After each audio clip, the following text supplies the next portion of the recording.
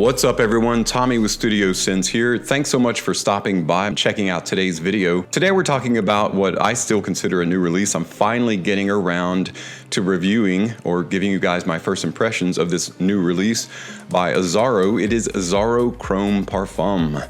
Now, why is it taking me so long to give you guys this information? Well, I think there's some wisdom in waiting. You know, first of all, I don't really have the budget, and I'm sure you probably don't have the budget to grab up every new fragrance just as it hits the shelves and just as it's launched, because we've had quite a few fragrances released in the past several months, and their price point has been kind of gradually increasing to the point where you really have to budget for these kind of fragrances. So again, there's some wisdom in waiting and not being a reactionary when it comes to relatively expensive over-the-counter fragrance. But I will say I'm really happy that I grabbed this one up. I'll give you some reasons why, that and more coming up, so stay tuned.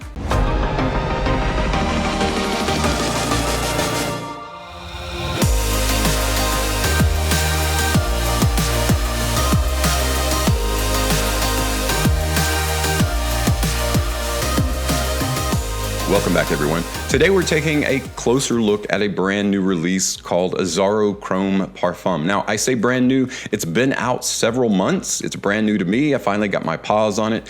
Super glad, because if you aren't familiar with Azzaro Chrome, where have you been all your life? Because it is a very popular, well, very inexpensive and popular brand. I would say it's similar to Davidoff in terms of price point. It's very accessible. When the fragrances are released, they're usually $100 or just under. And then within 3 to 6 months, it drops to a very nice discounted rate that anyone can afford. And yet they maintain that really good quality. Definitely a step above Davidoff, although there's nothing wrong with Davidoff. They are a kind of lower tier kind of brand for fragrance. But Azzaro Chrome has released several, there are a ton of flankers in the Chrome lineup, some of which are really good, like Chrome Aqua is one of my favorites, and also Chrome Pure is a fantastic flanker. Of course, most recently is the Chrome Eau de Parfum version, which is excellent. This one is more of a light sea breeze, pine-oriented fragrance. So you've got land and sea represented in this one fragrance, and it is definitely a fantastic signature scent worthy fragrance. If you haven't given it a try, I highly recommend it, because it'll give you a good frame of reference for Chrome Parfum. I always say in traditional fashion, let's take a look at the presentation, but not going to be able to do that. I actually got this as a tester from FragranceBuy.ca, an excellent Canadian discounter. And so all I got was just this white box. There's no use in showing you that. I will show you a graphic of the box though, so you can't say I didn't show it to you. That's what it looks like. And this of course is the bottle. No surprise there, it's the same exact design. It is tapered at the top and the bottom to represent somewhat of an oval shape on the side. The bottle itself is pretty much a perfect square, and then you have the plastic cap, which is silver. This time the bottle is a solid blue color, which is a really nice representation of the deeper, more mature type of vibe that they're going with in the Parfum edition, and we'll get more into that, but that's definitely what you're getting. But it says Chrome across the top embossed in the glass, and then Azzaro across the bottom, just like the previous edition. On the bottom, of course, is an adhesive sticker with some various information, including the batch code. It looks like 38W That's 38WNOON, or perhaps 00N. If any of you want to check that out on checkfresh.com, that you can check the actual batch date of the fragrance. What can you say about the Chrome bottle? They really, if it's not broke, don't fix it. They definitely didn't try to fix it or try to fancy it up any.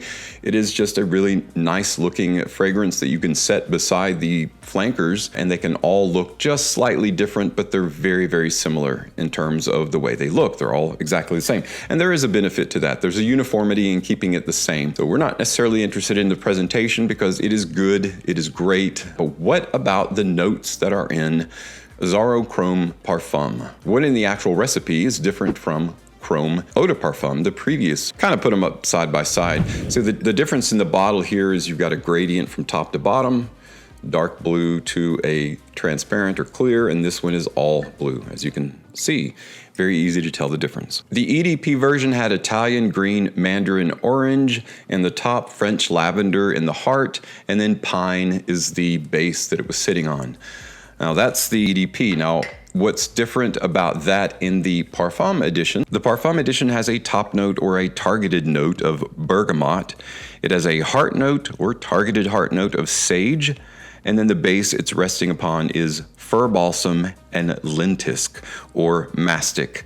It's lentisk is from the mastic tree, and of course mastic is a resin, is made into a resin. The gum from chewing gum comes from. It's a very nice enriching fixative. It has the smell of like a crisp, clean, almost antiseptic kind of turpentine. It's balsamic, it's dry, it's woody, foresty. It puts you in mind of like pine needles and a fresh morning breeze. Okay, so we know what's in it. What does it spray like? There is a decent amount of production value that goes into every Azzaro fragrance. This one is no different. I'll waste a spray here. Actually, I don't want to spray on my laptop there, so let me go that way. Right, so actually pretty good. So you've got a good about 1.5 foot draw distance from your spray. It smells so good, so good. This one I actually really like the divergent path that it's taking from the EDP. It is not a what I would term a true parfum, which is just a deeper, darker, richer, more mature version of the EDP. It's going in just a bit different. So what its focus is on is that kind of mastic or that resin base. So you've got that fresh, bright, fruity opening, but it starts to get serious pretty much right away as it goes into that heart of sage. Now, sage is kind of a lightly spicy note in men's fragrance, and it works really well when paired with fruits and resins. In this case, it pairs very well with lentisk or mastic or gum resin in the base, and it gives it that whole kind of pine needle, fresh, outdoorsy appeal in a way that is extremely familiar and exciting in tandem. This is what makes Chrome such a reliable signature scent for men. They know, Azzaro knows what they're doing. They don't stray too far from the Chrome DNA. It's a legacy fragrance, and this one is probably one of the best in the line. In terms of performance, you know the performance is going to be there. It does become a skin scent right around the 8th, 9th hour. It's still very easy to pick up on your skin, and as a scent trail, it's still very viable. Price-wise, it's definitely priced to move. You can pick it up at discounters now on the cheap. You're not going to break a $100 bill on this. It's going to be in the 50s for a 100 ml bottle. And guys, let me just tell you, there's no reason not to pick this up. If you think you have everything that Azzaro has done with Chrome and you're just tired of that DNA, this is actually a really nice refresher of that very mature land sea opportunity that it's actually driven home in a bit more mature body. I think it's safe to say that pretty much the entire line of Chrome, all of the flankers are casual fragrances, and this is no different, but it is a bit more dressed up because it's the final version per se. Maybe there's a Le Parfum coming out, but right now we're going to consider it the final form of the Chrome DNA, and it is a bit more mature, a bit more dressed up, and there's a bit of finality in the actual fragrance smell. I don't know how else to term that, and I think that was done purposefully. If there is another iteration or edition coming out, that's perfectly fine. That happens all the time, but right now we're going to sit on the fact that it may be the final form, and it is, as a result, a bit more dressed up. So the obvious benefit in that is there is a broader spectrum of situations in which you can wear the fragrance, dressed up or dressed down.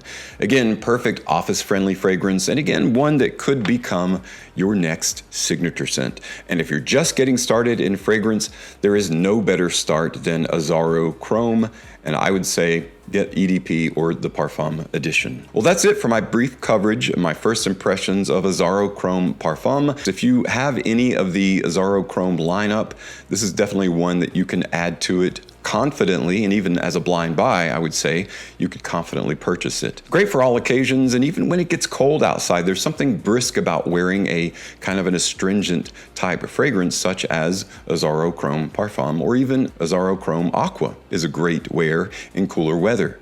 There's just something minty fresh about both of them in that situation. If you already own it, let everyone know what your thoughts are of this fragrance in the comments down below.